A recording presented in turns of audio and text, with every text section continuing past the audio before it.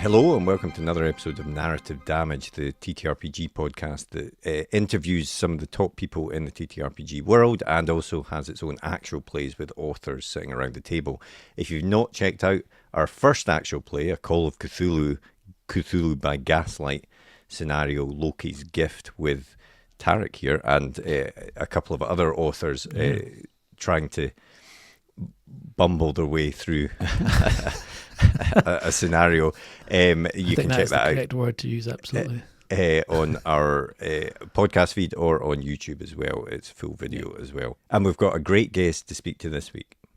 That's right. We're chatting with the wonderful Kat Clay this week, who is a writer for Chaosium. She's been involved in some great Call of Cthulhu games, such as the Hammersmith Haunting, Resort, The Well of All Fear. She's done short stories, novellas, and it's a really fun chat. And from someone like myself who's kind of new to all this and is more steeped in the novel writing side of things, I suppose. You know, she's someone who started off at that same point, wrote novels, submitted to agents, and then drifted from that into the world of TTRPGs.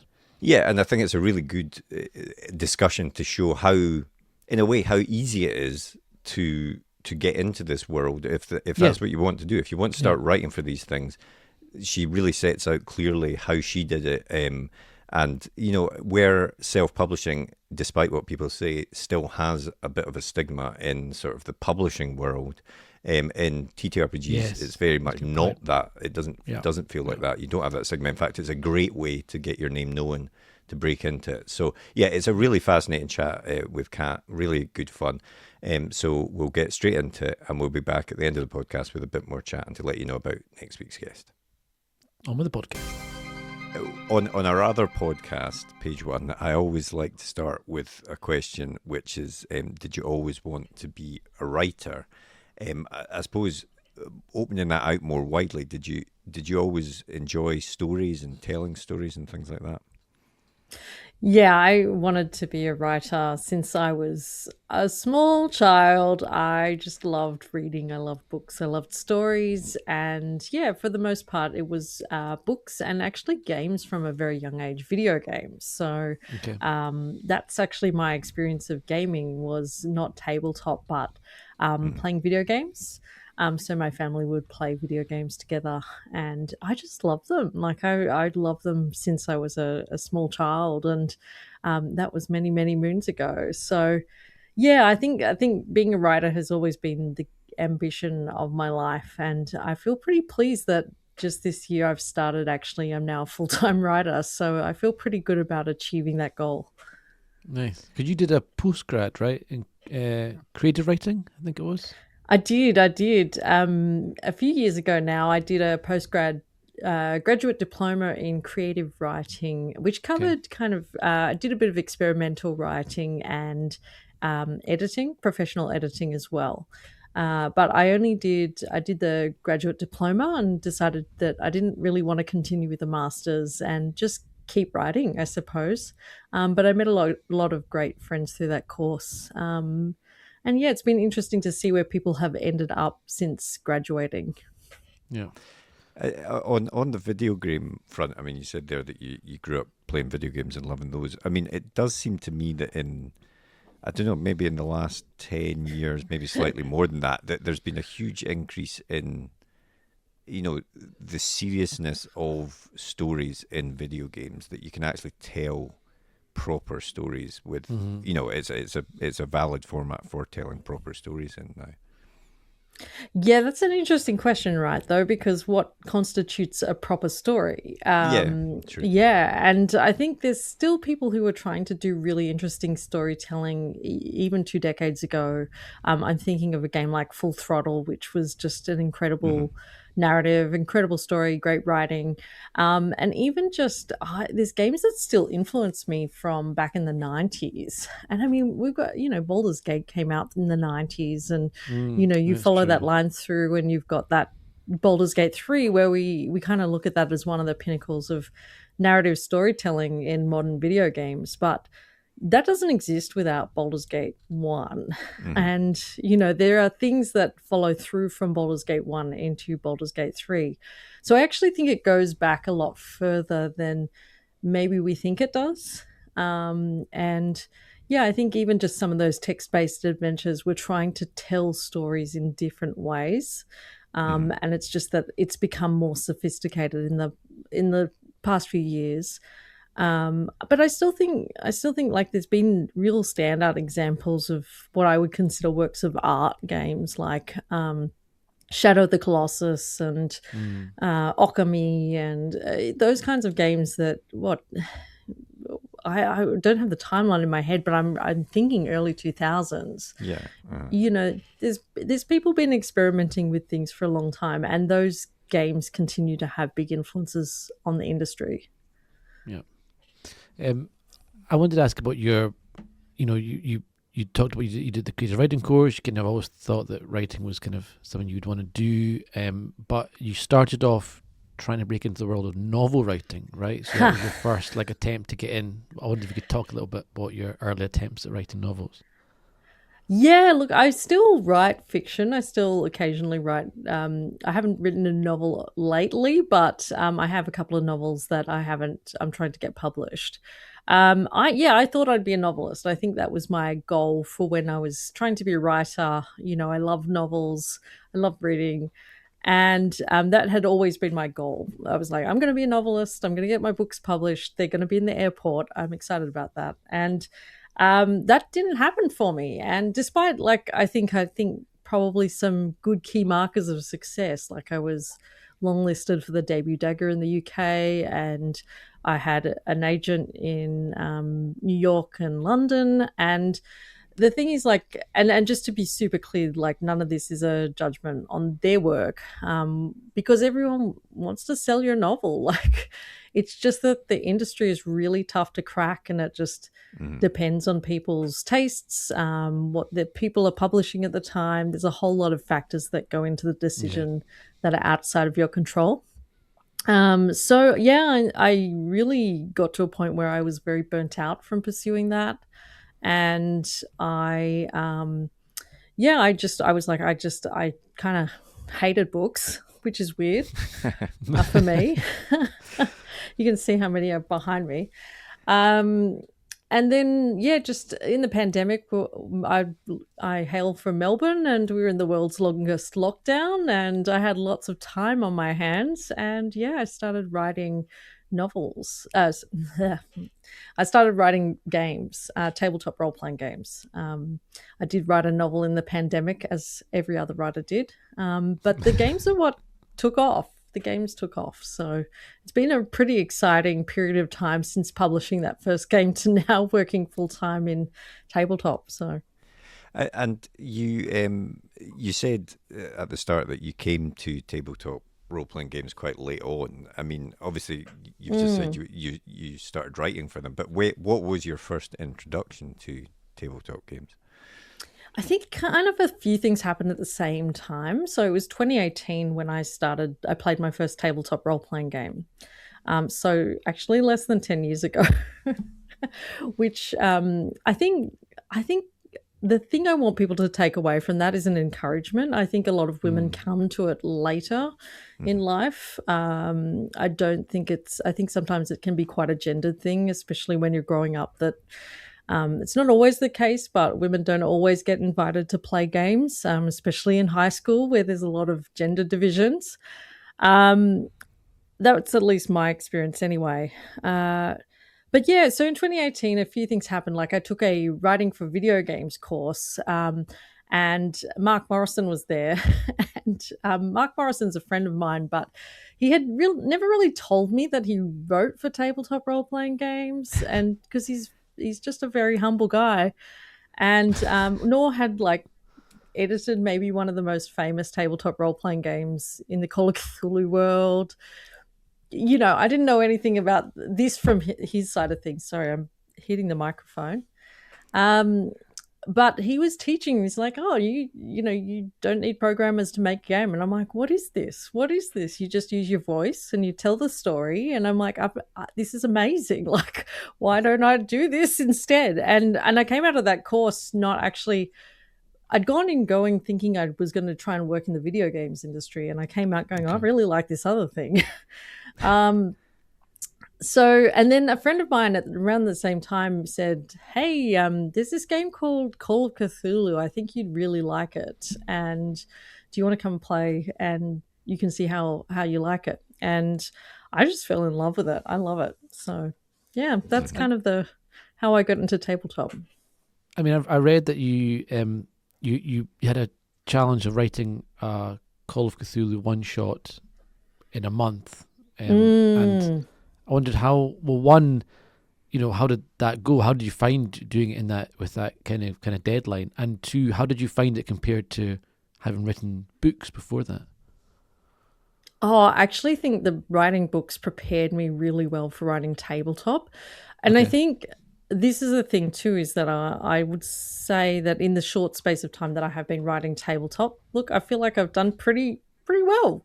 But part of that is I had close to 2 decades of practice writing novels. And so I knew I could produce the word count to back that up, and had got over that kind of initial hurdle. You know, when you're starting out as a writer and you're building your craft and you're building your skills, especially in story structure, that's one of the most important things for game writing. And I'd spent years studying all of that. So that was a real boon. And I know they say that no writing is wasted, but the novel writing really helped, like in terms of being able to, knowing that I could produce a certain number of words per day, and knowing how quickly I could write myself, and also just having studied craft books and studying story structure and studying how to write made that entry point easier. What are the differences though? Because obviously when you're writing a story, if you're writing a book or whatever, you may not have the idea, the full thing planned out at the start, but you have a sort of, by the end of it, a definitive story, a beginning, middle, and end. Whereas with a tabletop game, obviously, you are giving over control of the story largely to the players, and so many things can happen. So I just wondered what the differences are when you're actually writing a scenario compared to a novel or something. I mean, you're just handing it over to the chaos gremlins at the table. So basically, the biggest hurdle for me in going from novel writing to tabletop was actually just learning the kind of style that tabletop games are written in. And I think of them as part literary document and part technical document. You want to make it easy for the keeper or the GM to run the game. And so you kind of often find yourself balancing the kind of literary aspect where you're like, I want to make this really well written for the person who's reading it. So say you're setting the scene, you're describing the location, but then you're indicating, here are the options that your players may take. Not guaranteed to cover everything. And then you're kind of going into what are the dice rolls or the kind of mechanics that you need to facilitate that. I do think that games do have a beginning, middle, and end when you're writing them as a tabletop. I think that is important to keep in mind about how you kind of start things off, and you keep, not that you put guardrails up, you don't want to railroad the players, but you do need to put some kind of level of boundary around the sphere of play, so that they're not, I don't know, you set something, say, in Hammersmith, and then they decide that they'd like to go to Milan. So, putting that up is important. Well, I mean, from my perspective as someone who's quite new to the TTRPG world, and as I've never really read a TTRPG book in the way that I know you guys have, but from someone who was perhaps wanting to get into this world, to start writing a book, I'm just going to wonder what that initial starting point, because when I think about starting a book, I kind of a rough idea of the story in my head, or a starting off point, and I had a rough idea of what kind of story it is, the genre, the maybe kind of characters, and a few moments I want to hit, and maybe an end point.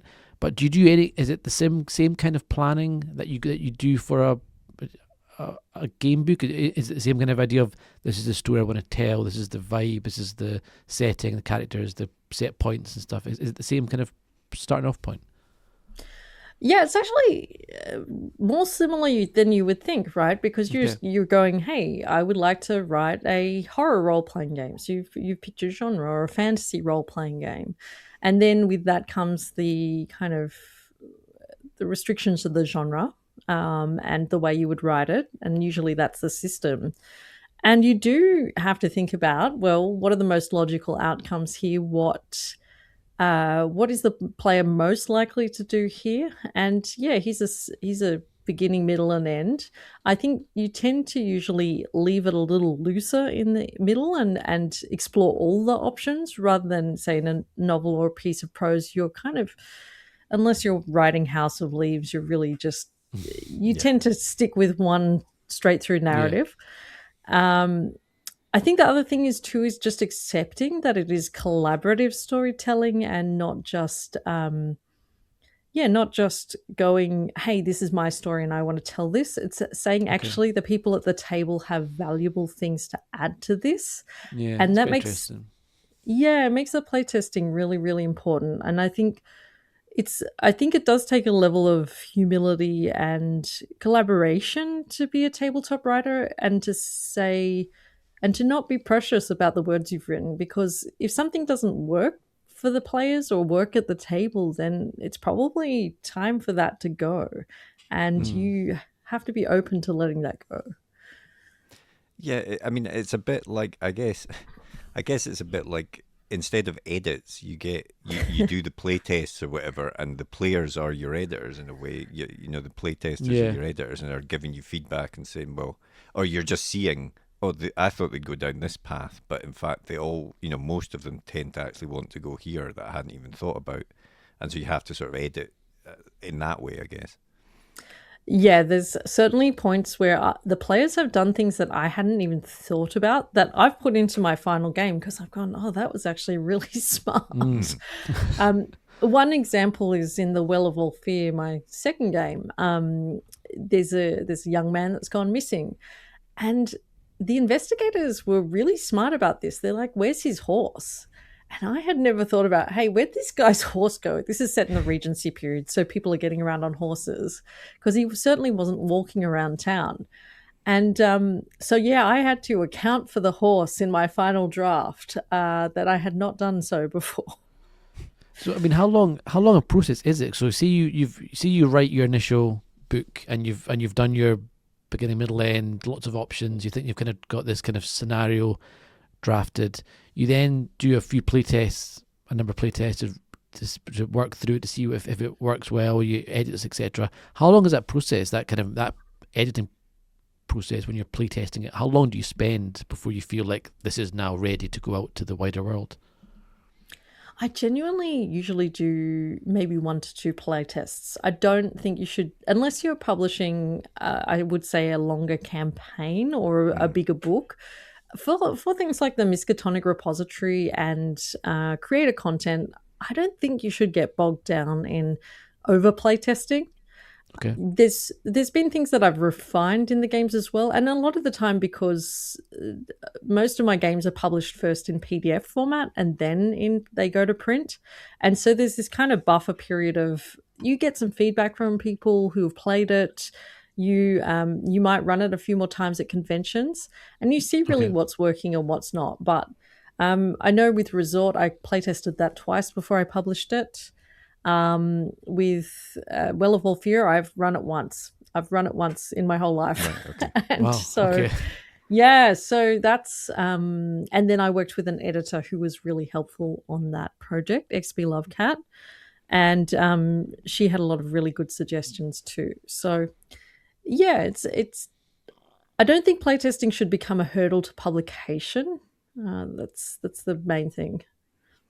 And is it a bit like Miskatonic Repository, which you mentioned there, just in case people don't know, is the sort of creator, the community creator thing that people can do for Call of Cthulhu. You can write your own scenarios, put it up there, and people can download them, and everyone gets a bit of a cut there from the thing. But is it a bit like self-publishing in the sense that you obviously you need to format it properly and all of these sorts of things, and so it's more than just the writing that you're putting together, and obviously that makes a difference in terms of if people are looking at it, do I want to download this or not, and all this sort of stuff.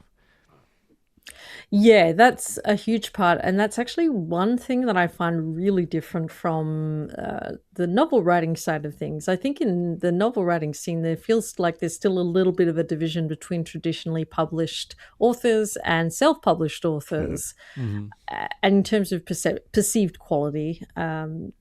And actually, in the tabletop sphere, that's a really legitimate business model. And I think, too, one of the things I've got out of it is that self-publishing in tabletop shows to people a lot of tenacity, a lot of skill, also a lot of courage, I think, to put your work out there. And it's actually usually perceived as a really positive thing, and it's actually often a pathway to employment. So I've been freelancing at Chaosium, and I think that's a direct result of the things that I've self-published through the Miskatonic repository. But you do have to look after everything yourself. There is a creators helping creators directory. So there are people out there who do offer return services. So if, say you're good at graphic design and they're good at drawing pictures, you might do a swap between your two projects. And so, it is sometimes challenging, I think, to try and do everything yourself. Yeah, I used to work as a graphic designer, so that really helped on that end. But maps, I was atrocious at, and I have definitely got a lot better at. Like I could post the progression of my map skills from the first game to the latest one, and it's certainly a lot better. And focusing on Call of Cthulhu in particular, which is what you've written for, is it's a game I think that's quite unique in the sense that it seems to work well across. You can almost set it in any time period, and you can have a game of Call of Cthulhu. Why do you think that is? Why do you think it does work? Because it's got, there's the classic 1920s, but there's Gaslight, there's Regency that you mentioned, there's Cthulhu Invictus, which is going further back, and all this sort of stuff. So, I mean, why do you think it works across any time period? Because the mythos never dies. Yeah, I suppose that's true. Yeah, I genuinely actually think that might be the reason. I mean, I've heard of people having like caveman Call of Cthulhu. So, yeah, that's a really good question. I think that's one of the reasons I love it so much. I'm a big history nerd, and I think that, you genuinely can set Call of Cthulhu in almost any time period. And I think this idea of these gods that never die but continuously rear their heads over human civilization. And I also think it's a story of human survival and tenacity. And Call of Cthulhu, a lot of the time, you might save the world, but you might not save yourself. And a lot of it is about holding out against the mythos and the creep of the nefarious into human society and civilization. And I actually think symbolically, I think that's quite powerful. I think it's kind of holding the bastion against the darkness. And I think that story can be told in any time period, in any history. There's even future Cthulhu. So, there's lots to come. And it can take different tones as well, can't it? Like you can play it very serious, very dark, very scary, or you can play it very pulpy and funny and things like that. And it's a very robust game in that sense because it seems to work at all levels. Yeah, I mean, often you have this mental picture. You're like, oh, we're going to play a serious game, and then 5 minutes later, someone's lassoing someone else, and you're running for your life with your foot down in a 1920s car, while throwing Molotov cocktails or something. Yeah.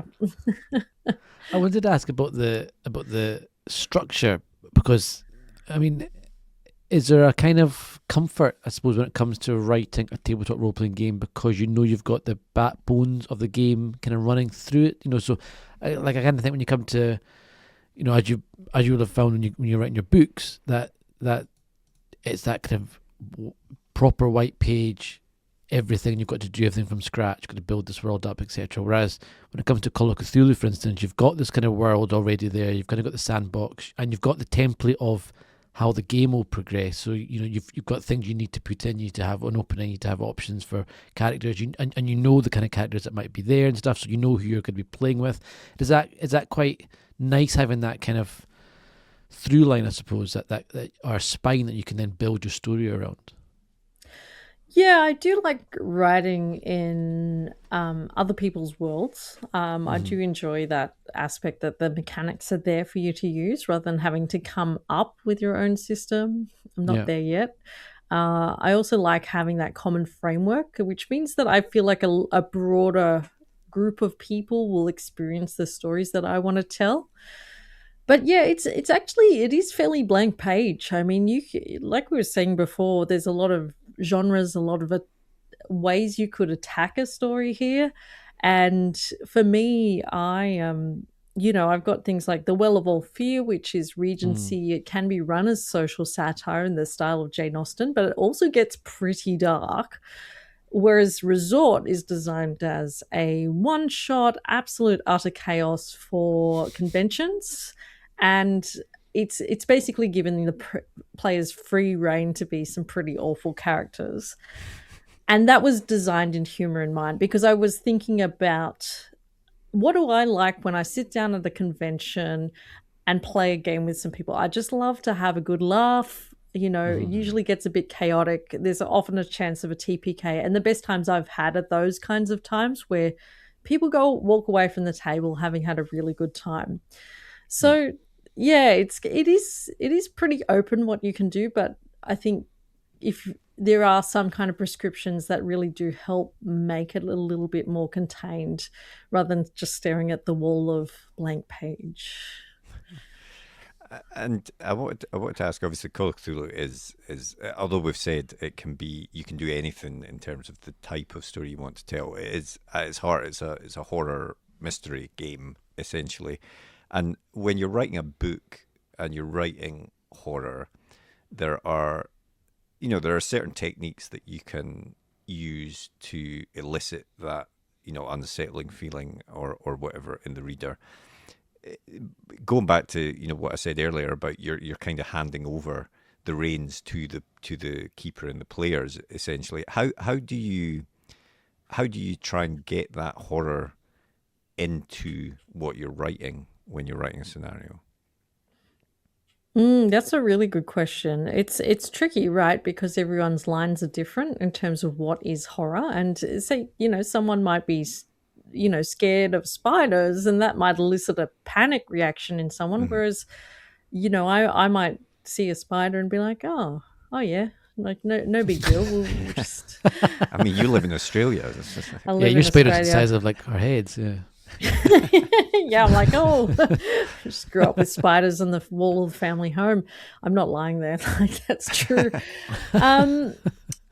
So yeah, what were we talking about? Spiders. Horror. How you? Horror. Yeah. It's horrifying giant spiders. I'm not thinking about that. That's I know, nothing scares me. I'm Australian. Central dread scares me. Spiders, snakes, crocodiles, we're all fine. Yeah, it's kind of knowing your reader, knowing your players, and then working with that. I'm quite a fan of body horror. I love David Cronenberg, so I do probably put a fair amount of body horror into my games. Resort especially is 100% body horror. Nice. And I love that idea of kind of transformative creatures that really just nestle into your body. make you something else. Whereas Hammersmith Haunting, my first game, is a ghost story, and that's really drawn from that more spooky gaslight. And sometimes I think that it's not always the case, but your horror often plays into the time period that you're writing in. So gaslight, I would play on those classic Victorian mysteries and stories like from Wilkie Collins and Edgar Allan Poe and Charles Dickens. Whereas if I was writing something more modern, I'd probably go, more for the body horror, the substance, the kind of, that more contemporary film, horror films that satirize capitalism or satirize political situations. Those are the kinds of horror genres I would lean into more of. And then Well of All Fear is folk horror, so that's actually drawing on the mythology of the region of Buxton and making that something quite horrific. Yeah, I always think that like the goriness though has to be accompanied by some sense of creeping dread and some threat to the character's self as well. It's not just enough to be like, oh, it's just got really squicky and gross. Yeah. I want the characters and the players to feel that they have changed through the telling of the story, and that would be a great achievement if that happens. If there's a character growth, or for example, like I recently finished playing Horror on the Orient Express, and my original character started out very naive, very enthusiastic, and was greatly changed by the process of events that happened, and came out a much wiser but probably more broken person. And for me, seeing that character arc or growth or change in horror is really important, because a lot of it is about processing trauma and how we approach trauma as well. Yeah. Have you seen, speaking of body horror, kind of political stuff, have you seen the film, I can't remember what it's called now, but it's Cronenberg's son did it. Oh God, Infinity Pool. Infinity Pool. Yeah. I love that. Oh my gosh, that was phenomenal. Yeah, I'm a huge like I still remember that film. That was when Mia Goth. There's a scene in that film, and I hope this isn't too much of a spoiler, but I think about it a lot as a writer. There's a scene where Mia Goth is lying on the front of a convertible, yelling down criticism at the writer as they're just trailing him and chasing him down the road in the car. And I'm like, this is like the vision of what writing is like sometimes. Getting my notes from the editor. I'm like, this is what it's like. It's like, oh my God, every writer's been there. Well, you said that writing for games kind of healed you as a creative, and it feels that you've kind of found your niche, I suppose, and you did your time going down the novel route, but it was the writing of games that seemed to have you really clicked with and you've really found joy from. Is that fair to say? Yeah, I think it's made me a much more holistic writer. I feel less burdened, and I think I just put less pressure on myself. I think I learned what a vision of success looks like the hard way, right? Because a lot of the time I was kind of looking like, oh, if I get published, then I'll be successful. But I've really learned that success is just measured by whether you achieved your creative vision for the work. And maybe that's just age, maybe that's growing older.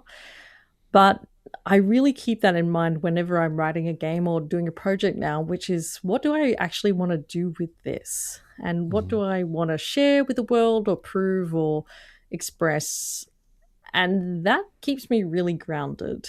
And I think I've found that with the games, that being able to self-publish them is so liberating. And, I just have been blown away by the response that they've had. And to get that immediate feedback from people and have them going, oh, I'm playing your game in France, or I've run my game in Finland. Like, it's like, I never thought that people around the world would enjoy my writing. And that really means a lot to me. Yeah. Is there something as well to the fact that obviously if you write a novel in particular, it can take, you know, you write it for months, if not years, and then you struggle to get it seen by the right person to then get published, etc., etc. Whereas a scenario, you can, I don't know how long it takes you to write your scenarios, but presumably it's a shorter time period, and like you say, you're in control of when you're ready to publish it, when you're ready to put it out there, and you can make it the best it can be, and then you can move on to the next one. Yeah, exactly. And I think it takes a lot shorter time to turn around a game than it does a novel. And I think there's also less of a barrier in terms of, oh, well, you don't feel so sink and swim with it. So you feel like when you're sending out a novel to get an agent, you really feel like, oh man, is there any more I can do? Because you feel like you've only got one shot and one chance. And if I stuff this up, then I've just closed all the doors and the book will never get sold. And whereas with the games, it's a lot more open. So if you write something that's not as good as your usual fare, or write something that maybe you like, okay, I could do better on the next one, it's fine. It's one game. And look, I'm a big proponent for working on quality, not just producing lots and lots of work, but because you're able to produce more work, because it takes a shorter time, you do get better at it faster. I was just going to say, at what stage did you realize, because you're now freelancing for Chaosium, as you said, and stuff like that, and you're a full-time games writer. I mean, what stage did you realize that was something that it was a realistic thing that you could do? Yeah, it was. So I've always worked part-time and then written part-time. And last year, towards the last kind of quarter of last year, last half of last year, it was just getting to a point where I'm like, I actually need to free up time to be able to take on more work and work on my creative projects. And the thing that I couldn't move was the 3 days of work I was doing. And it just got to a point where I was saving some money up, and just as a buffer for going into full-time freelancing. And I just decided that at the end of the year, I would move on from my role. And my previous role, I'd stayed at for nearly 7 years. So I'd been there quite a while. And so for me, that was a big decision, but a good decision. And as my best friend said, well, you know what? You can always get another job. Like if things don't work out. Yeah. I don't recommend everyone just goes and quits their job next week. It does take a lot of time and financial planning, and you actually need to have the work ready to support yourself. It's not a matter of I have been writing for a long time, and like last year was the first time I got to a point where I could support myself in what I was doing and take the leap. And yeah, look, I think it's worked out for me. Like there's other things on the horizon which I can't talk about, but I'm excited. Cool. And for people listening and watching who want to kind of follow in your footsteps and work as a game writer and make a living off it, what I mean, you're kind of way in. It's maybe more unique. You kind of went down the book writing pathway for a long period of time, and then you moved into game later on. Is that something? I suppose my roundabout question I'm trying to ask here is, what's your advice for people trying to get into this industry? Where do you think they should start? Should they start by studying prose and fiction and that side of things, or can you jump straight into games if that's what they love to do? I just think you should follow the thing that you're passionate about. I mean, I've always loved games since I've been playing games since I was 3 years old.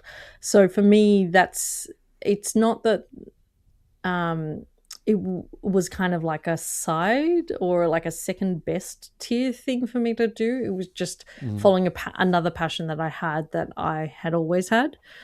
I just think that the passion is what carries you over the line. I published my first game with, I would say, 90% enthusiasm and 10% expertise. There was problems with it. There was parts in the wrong tense. I just hit the publish button. I'm like, I'm doing it. Genuinely, I think passion carries you over the line. And if you're really excited about writing games and writing tabletop, then just go and do it. Really just follow what your interests take you to. My other thing is about, you really need to think about the things you were very passionate about as a child and explore those things as well, because you kind of, sometimes we're taught to turn those passions off as we become adults. And, you really need to follow that thing, because, it will lead you, I think, down the right path if you're truly passionate about it. For me, that was part of my journey, is that I genuinely just love games. I love talking about them with people. I've always loved them. I've loved writing them. I also just like being part of the community. And that is the other piece of advice I will give to people, is if you are in the tabletop community, it is a small community. And, just be cool to people. Don't be using people as stepping stones. Be kind, be genuinely interested in what other people are doing. And the thing is, the people that come up with you and at the same, at the same level as you, there will be people there that you progress in your careers alongside with. I've got a friend, S.R. Sellens, who's also won an ENNIE, and, we started writing tabletop games around the same time, and it's been great for me to see him progress in his career. And I think, I hope vice versa, because, you just continue to lift one another up and encourage one another in what you're doing. I was going to ask as well. Obviously, you hit publish on that first scenario on Miskatonic Repository, but did did it just find its audience, or did you do anything to let people know about it, or was it just a case of just putting it up there and seeing who liked it? Yeah, a little bit of both. I think, from my experience in publishing and design, I was like, the cover has got to sell the book. You have to put so much work into your cover, because genuinely it moves books. A lot of the preliminary sales I got, I had overpriced my book because I just didn't know anything about pricing. But a lot of the preliminary sales I got was because the cover looked really good. And then the contents, I hope, followed. But they were it was very warmly received. And then as the years have progressed, Chaosium has re-released the Gaslight books, so that's increased the visibility of my first game, because it's a Gaslight scenario. And people often like to run it as an introductory setting for Gaslight, so they often use it to kick off their campaigns, which is kind of exciting for me, that it's the first thing they play if they go to a Gaslight. It's pretty cool. Have you seen any actual plays of your stuff being played? I just wondered what that would feel like, to see others taking the thing you've written and then playing it. Yeah, I have, and that's wild, right? I was blown away. I get so excited if someone messages me to say, can I play your game as an actual play? And sometimes they come and they're all like, oh, do you mind? And I just put in my games, I just put a little let me know if you want to run it as an actual play. And the reason for that is because I think it's so cool and I really want to know and listen to them all. Do you see folk if you're watching an actual play of your own game, do you see people doing things that you hadn't thought of or that still surprises you to this day? Oh my gosh, yes. And also just the way the keepers interpret the information, I find really interesting. There's no wrong way, there's no right way. But for me, what they find important and what they choose to focus on is very interesting for me. One of the ones that's special to me is a French playthrough. I think it's Madame Hertigan et ses amis. And basically, it's this French actual play. They played the Hammersmith Haunting. And that was just mind-blowing. I used to live in France, and I went to university there for a little bit. And I was like, this is so cool. but the Miskatonic Playhouse has done a couple of my games. They recently did a resort playthrough, which was bona fide hilarious. And they also did the Well of All Fear as well. And yeah, actually, they've done all of my games, which is pretty nice of them. So, I mean, you said the stuff that you can't talk about, but I just wondered, in terms of what you can, even in a vague way, talk about what is in the pipeline. Yeah, so I have been, there's a few things that have been announced. So I've been doing some graphic design and behind the scenes work on Credo, the game of dueling dogmas. I didn't write anything with that game. That's all Chris Gidlow, but I'm excited for that game. And that's really cool to be able to see a project I've been working on for some time coming to fruition. So that is a game about essentially you play dueling bishops, trying to form your own creed at the Council of Nicaea, and it's a remake of the earlier version of the game. So that's very exciting. In terms of my own games, I've just actually got the print proofs for Resort. So Resort is going to print. Nice. I will be checking that this week before I fly to Japan on Thursday. Awesome.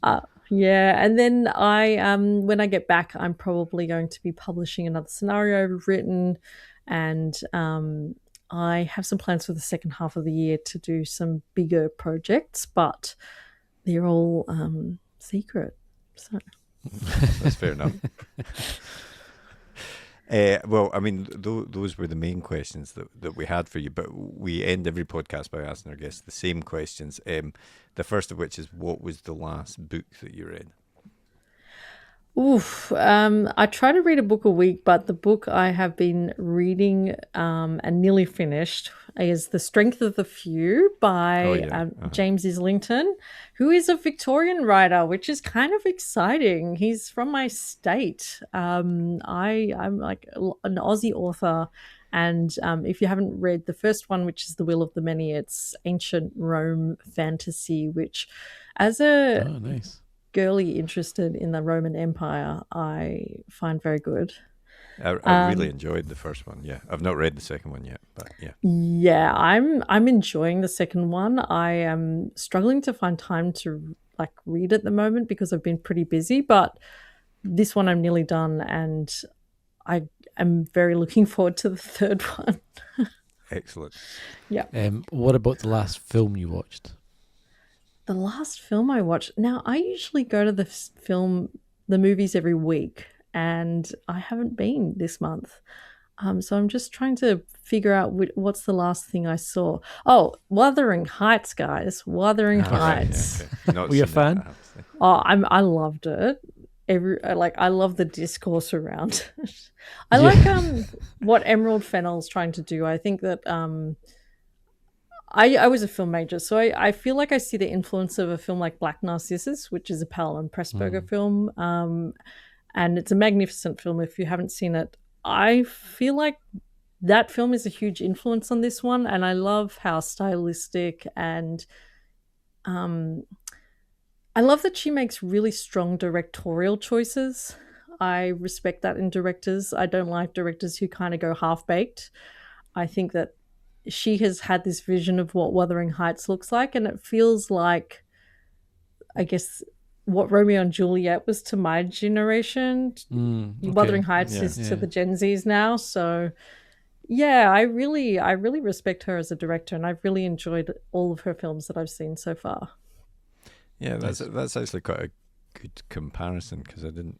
I don't remember as much controversy about the Romeo and Juliet with DiCaprio and stuff. You can imagine there must have been at the time, with the modern day setting and stuff. What have you been watching on TV as well? That's the other question. Yes, so I two things I would recommend. I just finished watching A Knight of the Seven Kingdoms, which if you like to play Pendragon, if you like Pendragon, the tabletop role-playing game, if you like knights in general, this is basically Pendragon, the TV show, and it is magnificent. It is so good. And the adventures of Sir Dunk and Egg are delightful and moving and poignant and funny and everything you want in a story, and just remind me how good a storyteller George R.R. Martin is. He's a very skilled writer, so I love that. Yeah. It's sort of very different to Game of Thrones. Yeah, sounds exactly. But it sounds like I've seen people saying it saved the game of, not that I think it needed saving particularly, but I think in some people's minds it had gone off the cliff, and this has sort of raised it back up again. I think after season 7 kind of burned a lot of people. I mean, Yeah. I never was that. I mean, it felt a bit rushed, but I didn't really. I really enjoyed House of the Dragon. I've not seen season 2 yet, but I really enjoyed season 1 of House of the Dragon, which I'm not sure if it was massively successful either. But I didn't watch House of the Dragon. I was a tragic Game of Thrones fan when it was on, so I started watching it the first week it came out, and I watched it all the way to the end, and I still enjoyed it despite it felt like the wheels had come off the carriage and it was heading towards the cliff. But I just really saw structurally like what could have been, and that was probably more of my disappointment than anything else. But also, I always think it's great when there's so few fantasy shows on TV, or even movies, that are good, that are any good. Don't get me started on the cancellation of Wheel of Time, because I'm just like, oh my gosh, just like it just makes me so sad. I also like Rings of Power. I know that's very divisive. I enjoyed the first. I've not seen the second season of that either, but I enjoyed the first one a fair bit. I know. I'm here with Galadriel in my little Lord of the Rings corner. I have all my Lord of the Rings figurines over here. Bad. The other one I would recommend to all writers is The Pit, which is probably one of the best TV shows that's been out in a few years. So loved that. Yeah. Yeah. It was nice. I felt The Pit was just like it took all the good stuff with ER and just stripped away all the soapy stuff that it got into in the later seasons and was just like pure hospital drama every episode. And I was like, yes. There's a bit towards the end where they're getting ready for like a big mass casualty event that's coming in, and there's like 10 minutes of them just walking about like setting up the scene, and they're like getting the trauma room ready, and I was like just watching them prep for it. I was like, this is like gripping, like it's like competence porn. It's like people it's amazing at their job, just doing it well, and I was like, it's amazing. It's fantastic. I absolutely loved it. Although you said was it not actually meant to be a sequel to ER? It was, yes. It was pitched as an ER spin-off, and Noah Wiley was coming back as Carter, but the older guy and stuff, and then it all fell through the last minute. And you can kind of see, I can see it being very much being an ER spin-off, that kind of, but he's the grizzled, grumpy old man as opposed to the new intern. But it's fantastic. I just love it. The way they construct a story and let it give it the space in which it needs to be told and not rush it is just, it teaches me a lot of lessons, because I often feel like you need to just get everything out as soon as possible, whereas they're just so restrained and so good, and it is a marvel to watch. The day-long setting's quite nice. You can set things up and let it run for a few hours worth of screen time and stuff. But the very, very last thing we always do here is a super quick fire either or, and there's no right answer to any of these ones apart from the one at the very end, which everyone always gets wrong. But we'll start off with, would you rather have a 1 minute conversation with your past self or a 1 minute conversation with your future self? I would definitely talk to my past self and tell them to buy Sydney property 20 years ago. I would be so rich. What about one shot or campaign? Campaign. Yeah. I love campaigns. I love playing long games which require you to take notes and remember things from 3 years ago. I don't get to play in them often, but I love them. Nice. Night owl or early bird? Early bird. God, I can't function after 10 p.m. I don't know why I've gone blurry on my camera. Music or no music when you're writing? Oh, this your Pendragon shall vary. I don't. basically, I usually don't write to music. I edit to kind of low-key beats, lo-fi. I often write to ambient noises. So coffee shop sounds, train noises. Oh, yeah. Yeah, you know. Chatted to a few folk who've said similar, that kind of, they'll have that kind of, is it an app or website they go to and you can play coffee shop background music? Or like You can play clinking coffee glasses and shops from people around talking. the world, was it not? Oh, that's Yeah. right. Yeah, that's right. Yeah, language would be different a little bit and stuff. Or the, Oh my gosh. I don't know what would change. That's a great one. Coffee shops around the world. I've used Noisely in the past, and one I've been using a little bit lately is called Pomocat, which is very cute because you have a little cat supervisor. Yeah, so those are the two that I would use. But yeah, I can't have words in my head when I know some people put TV on while they're writing, and it sounds like my worst nightmare. I don't get that. Yeah. I watch a movie as I write. I'm like, no, how can you enjoy either of those two things at the same time? I don't get it. And the last one we'll do is, I'm bearing in mind everyone always gets this one wrong, so I'm gonna, which I never warn people about in advance, so hopefully this will help. But real book or ebook? Well, there's only one correct answer, and that's real book. Oh, unfortunately, that is the incorrect answer. Followed for the oldest trick in the Tarek real tries book. to get people to the ebook, and about on our other show must we've be less than recorded 10%. over 250. Yeah, it must be episodes, less than and 10%. Definitely less than 10%. Yeah. Yeah, I read all formats. I listen to audiobooks, very pro audiobooks. No, it's what everyone does. They start trying to claw it back, and they're like, all books are valid, and I'm like, it's kind of nonsense. It's fine. If you made your bed, stick with it. It's fine. No, I mean, I'm going to stick with that bed. Like, paperbacks any day. I spend all day on the computer. I'm not going to just set up and sit on my iPad for another 3 hours. Exactly. Excellent. Well, thanks very much, Kat. That was great. You're very welcome. Thank you so much for having me. Well, thank you very much to Kat for coming on. That was a really interesting chat. Some really, really interesting insights, I think, into that. For me, you touched on it at the start of the episode, but the speed in which you can hit the ground running if you're diving into the world of tabletop role-playing games as a writer. You can create something. You can put it on a marketplace, and even the play testing.